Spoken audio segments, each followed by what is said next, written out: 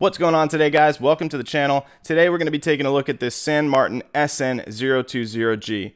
San Martin has been getting a lot of hype because of their overall quality and the level of finishing that they put into their watches, but they are one of the most expensive watches you can get on AliExpress, with prices ranging up to $500 with Solita movements. So we're going to see if this watch lives up to the hype and if they're worth the price tag that they're charging. So without further ado, let's go ahead and flip the camera, cue that intro, get on to the review.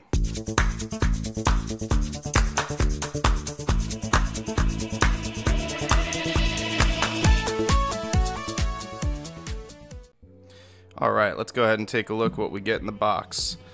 Now, you get one of these Pelican style boxes, just like the Seastern that I reviewed, and you're going to get some basic information in here. I'm pretty sure a lot of these watches are coming out of the same factory because we're seeing the same boxes.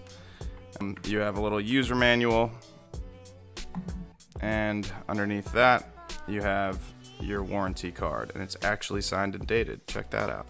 Now, usually with these San Martins, I've noticed you get some tools included with it, like a little screwdriver, spring bar tool. I didn't get anything like that, so not really sure why, but just thought I'd mention that. But moving on to the watch, here it is in all of its glory. Just a really nice looking watch. Dimensions: you have a 39mm case size, 20mm lug width. You have a 47mm lug to lug, and you're looking at around 12mm thick. So really just perfect dimensions in my opinion. Dial is really nice. It's a nice electric blue, but then it fades down to a more of a darker, like royal blue in certain lighting conditions. Really nice sunburst effect on it. Definitely a well done dial. You can tell when you see this dial in person that they didn't cheap out on it. It's very, very nice, high quality.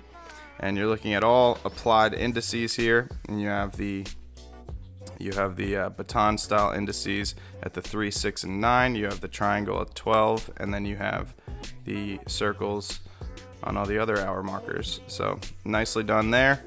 You're looking at some Mercedes style hands. You have the Mercedes hour hand, the fence post minute hand, and the lollipop second hand. So classic look they're going for. The crystal on this is going to be a double domed boxed sapphire crystal with clear anti-reflective coating. They did not cheap out on this crystal at all. I was actually looking to buy a crystal similar to this for my Seiko cocktail time, and it's $100. So definitely not a cheap crystal by any means. Moving on to the bezel, you have a really nice high polished bezel. It's high polished on the top and on the sides. Just extremely well done. Very, very well finished. The polishing on this watch in general is top notch. It's actually better polishing than my Steinhardt, which is more than double the price. So just really, really fantastic. I don't know how they're doing this for the price that they're charging, but the finishing is phenomenal. The crown is a screw down crown, and the threading is just perfect. It feels so quality, no grit, nothing. It's just absolutely perfect. Now in the first position, once you unscrew the crown, you can wind the movement. In the second position, you have a phantom date position, and the third position, you're gonna set the time. Now also, something to mention about the crown is they finally got their hex logo on there.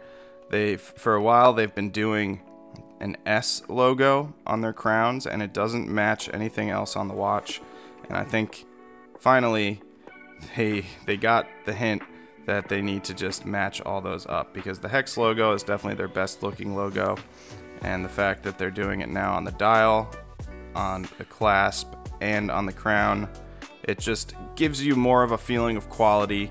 They know their brand now, and they're actually sticking with it, and I think that's the right choice for this company to actually continue to grow and to get some name recognition. They need to have consistent branding. I wanted to buy a San Martin for the longest time, but that's one of the things that was holding me back. I couldn't deal with the mismatching. It just looked unfinished to me. It looked cheap. So really happy that they did that, and that's one of the reasons why I bought this watch. Moving to the bracelet. This bracelet is incredibly well finished. You can see the brushing is just gorgeous. It's very, very nice satin-like brush, and it just feels incredible. There's no sharp edges on it at all. All the links articulate very, very smooth. It's beautiful. There's really nothing bad to say about this bracelet. It's very, very high quality. On the sides, you have a high polish, and the high polish is done just as well as the rest of the watch. Really great. Also, you're looking at screw links, so it's going to make sizing very easy, and it's a very secure way to have the bracelet put together. You have, of course, solid end links, which you would expect with a bracelet this quality. And the clasp is a nice proper milled clasp. And on the top here, you could see the clasp is also finished to perfection. The brushing on the top, the embossed San Martin logo. It's just the chamfered edge on the side, polished chamfered edges on the side, just look fantastic, and it goes all the way around too. I think that's one of the things that a lot of these companies get wrong, is they'll make the rest of the watch really nice and they'll cheap out on the clasp, and it's such an important part to a watch. It really just brings the watch together. So I don't know why companies are doing that, but they did a fantastic job on this one. The caseback is just a sterile caseback. I would have liked to see a little something on there, but I can't complain too much. I will say there's a little bit of a sharp edge on this middle part of the caseback. This is not finished quite as well as the rest of the watch. It's really nothing to be concerned about. It's not too bad, and I'm kind of just nitpicking at this point, but could definitely be cleaned up a little bit. But I could always take Scotch-Brite to that or something and clean that up a little bit if I really wanted to, but to be honest with you, you don't feel it. The movement that this watch is running is the Epson YN55. So this is essentially the exact same movement as the F6922 that Orient uses. So if you have an Orient Komatsu or anything that's using that movement, this is the exact same one. It's a very reliable movement, very comparable to the NH35. There's been a supply shortage for the NH35, so that's why they're replacing it with different movements, but this is a much, much better alternative to using the Miyota 8215, which doesn't hack, and it's very, very noisy. It's unidirectional. It's just a outdated movement, I think, at this point. So it's nice to see that they're putting the YN55 in these movements, because I think the YN55 is pretty much right on the same level as the NH35. So that's my opinion, but if you want to talk about just accuracy, overall reliability, the fact that it's the same beat rate, it does have 22 joules and the Seiko NH35 has 24, but that's really the only, not the only, but the biggest difference that I see. This is a little bit noisier than the NH35, but really nothing to be worried about. It's not going to be bothering you. At least it doesn't bother me. So, but yeah, definitely a credible alternative to the NH35. I'm glad that they went with it. The fit and finish is just absolutely flawless, as we talked about. The polish is beautiful. I'm telling you, the polishing is more refined than my Steinhardt. I'd say the brushing is maybe a little bit better on the Steinhardt, but the polishing is better on the San Martin. It's just the overall quality of the finishing, I'd say, is about the same. And maybe I might even give a slight edge to the San Martin. I'd actually like to do a comparison of those two. I'll probably have a video out in the near future comparing this San Martin to my Steinhardt. So I just want to see how the San Martin compares to an entry-level Swiss watch like the Steinhardt. That would definitely be an interesting comparison. But the fit and finish on this watch is phenomenal. There's nothing more I could say about it. It's just fantastic. It's unbeatable for the price. The Lume. Let's charge this up. As you can see, This has BGW9 Super Luminova, and it's not disappointing. It's a very, very nice amount of lume on here, very well applied.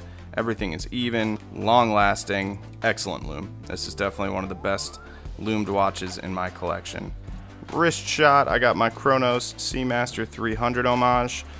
I'm going to be doing a review on this soon. I just have a lot of watches to get to, and I chose to do the San Martin first, but I will be getting to this soon.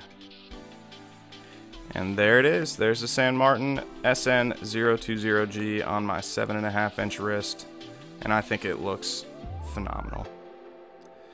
You just can't beat this for the price that they're charging. It's really amazing what these watches from AliExpress are giving you for the price that they're offering. It's fantastic, especially these higher end watches on AliExpress, because the ones in the $100 range or less, yeah, some of them are just not great and some of them are pretty good, but it's kind of a toss-up. With these, you're getting some more consistency, and I think it definitely shows with this watch. So what do I think? Well, I think this watch is definitely well worth the price. The finishing is what you would expect if you were buying a watch 4 times the price. So clearly there was no cost cutting in any areas, and you really do get the look and feel of luxury with one of these San Martin watches. So I really can't wait to get another one in for review, but needless to say, I highly recommend this watch to you. It really is the perfect everyday sports watch. So that's going to wrap it up, guys. Go ahead and hit that like and subscribe button. Also hit the bell icon so you can be notified when I release a new video. But thanks for watching today, guys, and always remember to keep watching out.